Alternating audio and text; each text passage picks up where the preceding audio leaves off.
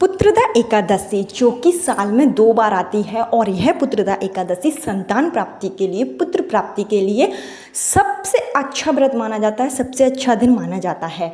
आपको बता दें कि इस बार श्रावण मास की पुत्रदा एकादशी आने ही वाली है, जो कि होगी 5 अगस्त को। पुत्रदा एकादशी की जो शुरुआत होगी वो 4 तारीख को दोपहर में 11:45 पर हो जाएगी और इस तिथि की समाप्ति 5 तारीख को 1:45 पर होगी। ऐसे में उदय तिथि के अनुसार 5 अगस्त को पुत्रदा एकादशी का व्रत रखा जाएगा, उपाय किए जाएंगे, दान पुण्य किया जाएगा। तो जो भी निसंतान दंपत्ति हैं जिनकी शादी को कई साल हो गए हैं और संतान प्राप्ति में बाधाएं आ रही हैं, पुत्र प्राप्ति की चाह है लेकिन पूरी नहीं हो पा रही है, आपके ऊपर पितृदोष है, नज़र दोष है या किसी ने आपका कोख बंधन कर रखा है, किसी भी तरीके की कोई परेशानी हो, पुत्रदा एकादशी के दिन उपाय करने से श्री हरि विष्णु की कृपा से आपकी मनोकामना बहुत जल्दी पूरी होगी और आपको एक सुकुशल संतान की प्राप्ति अति शीघ्र हो जाएगी। पुत्र प्राप्ति की चाह है तो उसके लिए भी आप पुत्रदा एकादशी के दिन उपाय जरूर करें। पुत्रदा एकादशी के दिन अगर आप व्रत रखते हैं तो 2 तरीके का व्रत रखा जाता है, एक है निर्जल व्रत रखा जाता है और एक है फलाहार के साथ आप व्रत रख सकते हैं। तो अगर आप व्रत रखते हैं तो जितना आप में सामर्थ्य हो उस तरीके से आप व्रत रखिए। फलाहार के साथ आप रख सकते हैं तो वो रखिए, निर्जल रख सकते हैं तो और भी अच्छी बात है, निर्जल व्रत रखिए, क्योंकि पुत्रदा एकादशी के दिन व्रत रखने से आपके जीवन में चल रही समस्त परेशानियां दूर होती हैं और सुख सौभाग्य की आपको प्राप्ति होती है। तो अगर आप व्रत भी नहीं रख पा रहे हैं तो आप सिर्फ उपाय कर सकते हैं। इस वीडियो में मैं आपको सरल से दो उपाय बताऊंगी जिसको अगर आप कर लेते हैं तो निश्चित रूप से संतान की प्राप्ति होगी और मातृत्व का सुख आपको अतिशीघ्र प्राप्त होगा। सबसे पहले तो 5 अगस्त के दिन, देखिए सावन का महीना लगने ही वाला है और जो कि 14 जुलाई से शुरू हो जाएगा और 5 अगस्त को पुत्रदा एकादशी जो कि श्रावण पुत्रदा एकादशी है। श्रावण पुत्रदा एकादशी विशेषकर संतान प्राप्ति के लिए होती है, सुख सौभाग्य के लिए होती है, सुखी वैवाहिक जीवन के लिए होती है। तो आपको इस दिन उपाय जरूर करना है।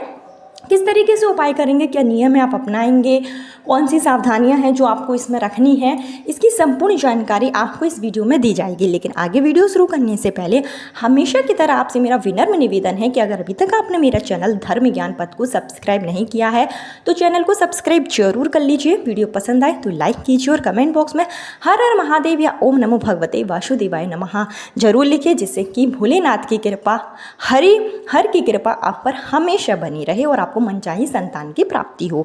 सबसे पहला तो उपाय आपको यह करना है कि पुत्रदा एकादशी के दिन देखिए सुबह आपको जल्दी उठना है। कोशिश करें कि सूर्योदय से पहले आप उठ जाएं और उठने के बाद में स्नान करें। स्नान के जब भी आप करेंगे तो स्नान के पानी में चुटकी भर हल्दी डालकर स्नान करें। इससे आपका गुरु ग्रह बृहस्पति मजबूत होगा और गुरु ग्रह बृहस्पति मजबूत होने से संतान प्राप्ति के प्रबल योग बनते हैं। सुखी वैवाहिक जीवन की जो आपकी कामना है वो पूरी हो जाती है। इसके बाद में सूर्यदेव को अर्घ्य दें। सूर्यदेव को अर्घ्य देने के बाद में आप अपने घर के पूजा स्थल में ही लड्डू गोपाल हैं अगर आपके पास तो लड्डू गोपाल का विधिवत पूजन अर्चन करें। माखन मिश्री का भोग लगाएं, पीले चंदन से तिलक लगाएं, मंत्रों का जाप करें, देसी घी का दीप प्रज्वलित करें।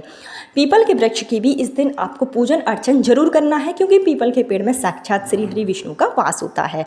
इस तरीके से आप इस दिन विष्णु भगवान को प्रसन्न करेंगे। घर के आसपास कहीं पर भी विष्णु भगवान का मंदिर है वहाँ पर आप जरूर जाएं।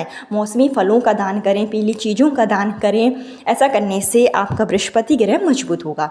ये तो हो गया पहला उपाय जो कि हर जनमानस कर सकता है, चाहे आपकी संतान प्राप्ति की कामना हो या ना हो वो भी कर सकते हैं। सुखी वैवाहिक जीवन की कामना, आर्थिक दृष्टि से परेशान है तो इन सब उपायों को आप जरूर करें।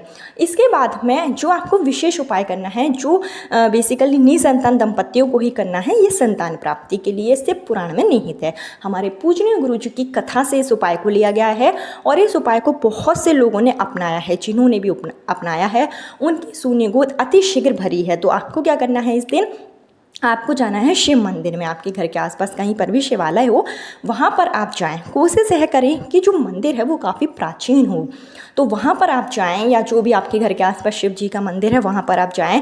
पूजन की सामग्री लेकर जाएं। इसमें विशेष चीज़ें जो शिव भगवान को प्रिय हैं, धतूरा है, समी पत्र है और जो भी आपको मिल जाए तो वो ज़रूर लेकर जाएं। गाय का कच्चा दूध अगर मिल जाता है तो वो आपको ज़रूर लेकर जाना है। इसके अलावा आपको 2 बेलपत्र लेकर जाना है और 1 कटोरी में आप आपको घी लेकर जाना है। यह घी अगर गाय का हो तो बहुत ही अच्छी बात है, कोशिश यह करिएगा कि गाय का ही घी आपको मिल जाए। तो 1 कटोरी में गाय का घी लें और 1 कटोरी में आपको जो है खीर लेना है। खीर आप चावल की बना सकते हैं, मखाने की बना सकते हैं, मेवे की खीर आप बना सकते हैं। तो छोटी छोटी कटोरी में ये दोनों ही चीज़ें, 1 कटोरी घी और 1 कटोरी खीर आपको लेकर जाना है। अपने घर से ही 1 लोटा आप जल लेकर जाइए, पूजन की अन्य सामग्री लेकर जाइए, बेलपत्र लेकर जाइए और 1 घी आपको लेकर जाना है जिसमें आपको लंबी बाती का प्रयोग करना है और देसी घी का ही प्रयोग करना है।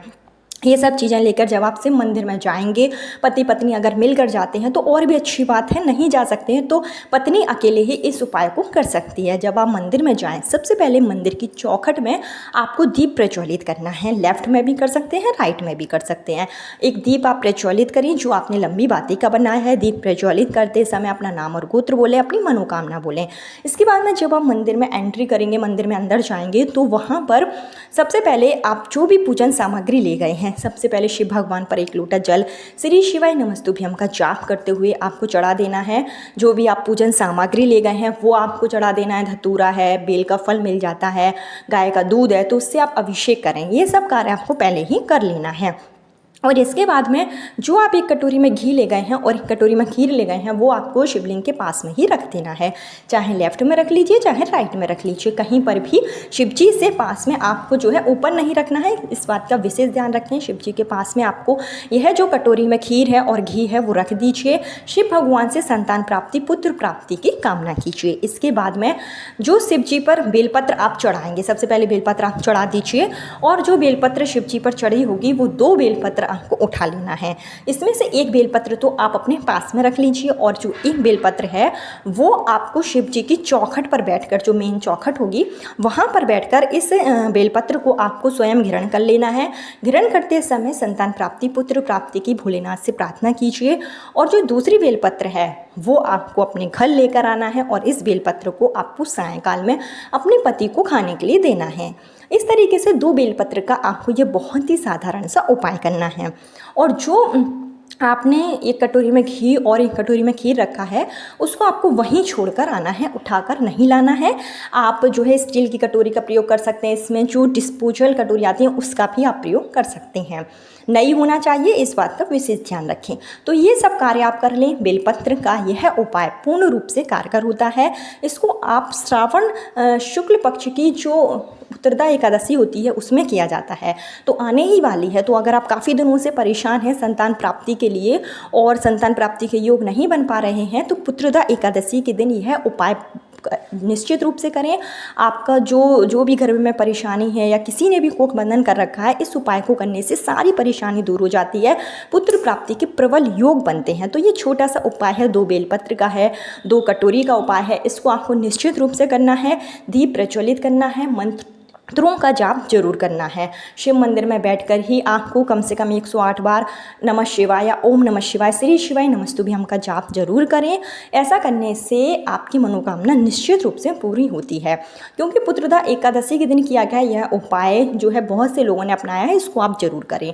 और इसके साथ ही आप जो है श्री हरि विष्णु का पूजन अर्चन जरूर करें, जितना हो सके मंत्रों का जाप करें। क्योंकि सावन का पूरा ही महीना बहुत ही पवित्र महीना माना जाता है और इसमें आपकी जो मनोकामना है वो जरूर पूरी होती है। तो श्रावण पुत्रदा एकादशी 5 जुलाई के दिन निसंतान दंपतियों के लिए बहुत ही खास दिन है।